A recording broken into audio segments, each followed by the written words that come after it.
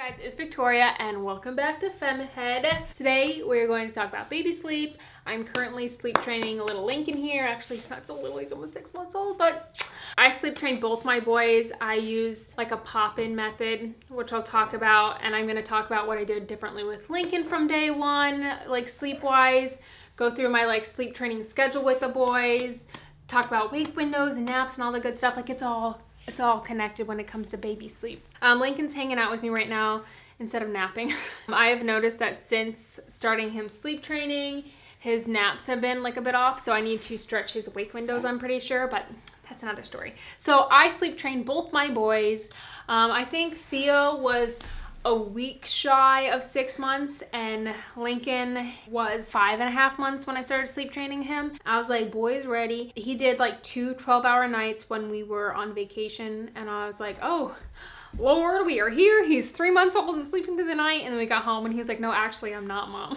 So I know he can do it. And I could tell like the one time he was waking up at night to eat, he wasn't eating. He was just like suckling. With Theo, I had to like wean him from his night feeds first while sleep training him. But with Lincoln, I like just kind of cut him cold turkey from that like little suckling feed session. Please don't touch he's coming for my computer. We can't crawl yet, but man, we can wiggle and squirm when we get him a toy. So I'm the one that sleep trained these babies. I use a pop-in method. So essentially, once they wake up and start crying, you wait 5 minutes and then you go in for 15 to 20 seconds and just kind of like pat them, rub them and say like, it's okay, you're safe, Mommy and Daddy are here, like it's just bedtime, it's time to go back to sleep. And then after that 15 or 20 seconds is up, you leave, which is really hard when they're still crying. And sometimes it like ramps them up even more. And then the next time you go in is 10 minutes later if they're still crying. The next time you go in after that is 15 minutes, and then you go in every 15 minutes until they fall asleep.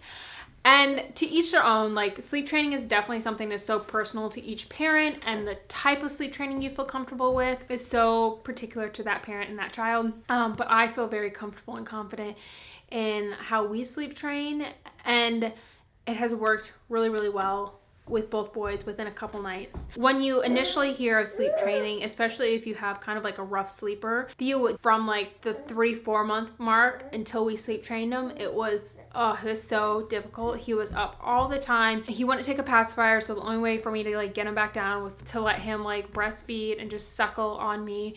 So it was just exhausting. Lincoln was a much better sleeper, and I'll talk about that. Like, I don't know if it was him. I think it was things that we did from when he was a newborn. I'll get into those things. So it hasn't been as rough up until this point. So I was like, oh, you're such a good baby. I'm sorry for making you cry. When you have such like a rough sleeper, you kind of expect sleep training to just be this super like long, traumatic, drawn out process. And you just picture you're like making your baby cry and cry and cry for hours. But from my experience, that's not the case. With Theo, his first night was definitely the most rough, and I think in total he cried for like a little under an hour and a half. For Lincoln, his rough night was the second night, because the first night, I think in total he cried for like 20 minutes throughout the entire night, and he had 3 different wake-ups. The second night, he also had 3 different wake-ups, but the second one, he was up for like 55 minutes. And so it's just, that was a little bit rougher. But then last night, I think he was up for a total, it was back down closer to like the 20-minute mark. So in my experience, it's not hours and hours and hours of crying. And I know some people think of sleep training and they think you just put your baby to bed, you say goodnight, and you just like shut the door, turn off the monitor, and you ignore them for 12 hours. And that's definitely a method. And I know people that it's worked really well for. And once again, even with like the full-on cried out method, it's not your baby crying for hours and hours and hours. Some parents, what works out for them is a pop-in method. Some parents, what works for them is going in and like picking up the baby and like soothing them that way and then putting them back down. There's basically a method for everyone. That's just what I'm gonna say. I know sleep training can be very controversial, but that's what today's video is about. If you don't agree with sleep training, if you don't like sleep training, this isn't the video for you. I've had success with it. I know that I'm a better mother, a better wife, a better friend, a better person, a better worker when I am sleeping. And also, like, Theo is such a great sleeper. He's gonna be 2 this week. He'll be 2 by the time this video's out. So what I did differently with Lincoln from day 1, with Theo, I never let him fuss. I never let him cry. Every time he like made a sound, I would be there and I'd pick him up and I'd soothe him and I'd be like, oh, he's making a noise. He needs to eat. He's hungry. With Lincoln, I knew that wasn't the case. Lincoln will use pacifiers. Theo never did, as much as I tried. I wasn't Lincoln's pacifier. I wasn't Lincoln's pacifier in the middle of the night. I never let him like cry for super long amounts of time when he was a baby, but sometimes he would just need like a couple minutes to like resettle. Or like they'll grunt and groan, and like babies are such noisy sleepers, and so if you jump up when they're just kind of like grunting and readjusting, you're probably waking them up. I wouldn't go and get Lincoln for his like nighttime feeds until he actually like woke up and started crying. Just like adults, we wake up in the middle of the night, but like we just kind of roll over and go back to sleep and don't remember it. Babies do the same thing, but if they're so used to like breastfeeding to sleep or having a bottle to fall to sleep or being rocked to sleep, like that's when they wake up, that's what they're gonna need. And there's nothing wrong with that. Like there have been so many times where I've like held both of them to sleep through entire naps. You know, I've fed them to sleep. I've bounced them to sleep. Like there's nothing wrong with any of that. It's just good to like every once in a while be like, okay, this time we're gonna practice like you falling asleep on your own in the crib.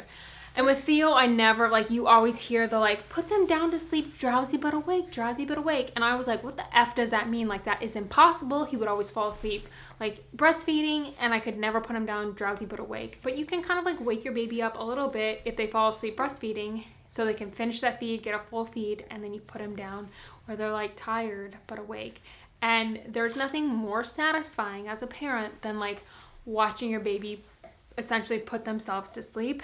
And Lincoln could do that from like a very young age because I knew I could put him down in his crib where he was sleepy but not totally conked out. And believe me, there were plenty of times where I'd put him down and he was totally conked out, and I would do the like very slow pull your arm out from under his head situation. So I'm not perfect, no one's perfect, and just like do what you can do. The most important thing you can do, more than the drowsy but awake thing, is wake windows. Knowing age appropriate wake windows is worth its weight in gold when it comes to parenting and baby sleep. Lincoln does about 2-hour wake windows, 2.5. When he was a newborn and he like got past that initial like first week of like, I'm just tired and exhausted from being born, I'm gonna sleep all the time, I was like, oh, well, your wake window must be 45 minutes. So for like, I don't know, a week, I was trying to, after he'd been awake for 45 minutes, I was like, okay, time to put you down. And it would take me 45 minutes to get him down. And finally it clicked that like, oh, this is consistently happening. He doesn't want to be put down at 45 minutes. He's not tired enough at 45 minutes. His actual wake window was an hour and a half, even though that seemed crazy to me as like a 2-week-old or whatever he was. I started trying to put him down at an hour and a half instead of 45 minutes. He would conk right out and he'd put himself to sleep, and he would be able to do that drowsy but awake, giving him time to like resettle before like just not jumping on him. They call it the pause, letting them actually wake up and cry before you go and try to resettle them and end up waking them up. Oh, when he was a baby, I would sit there and he would be trying to put him down, and I'd be like bouncing him, patting him on his butt, rocking him, and being like, come on, you're so close. And he would just be like fussy, and then as soon as I put him down, within a minute he'd be asleep, because he was just like, nah, I need to do this on my own. Some babies love to be rocked to sleep, love to be bounced to sleep, love to be breastfed to sleep, and sometimes like you're stimulating them too much with that, and just put them down. I'm no sleep expert. Take everything I say with a grain of salt.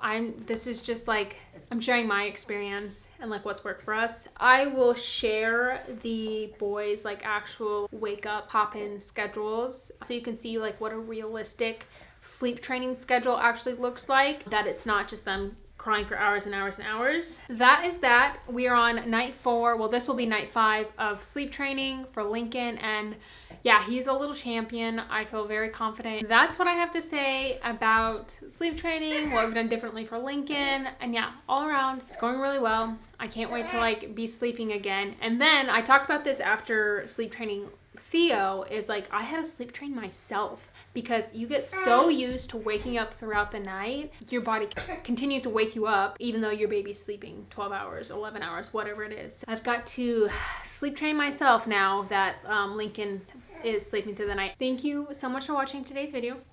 I hope you enjoyed it. I hope I like shared something with you. Oh, don't grab my coffee. Thanks for watching. I'll see you guys in my next video. Bye.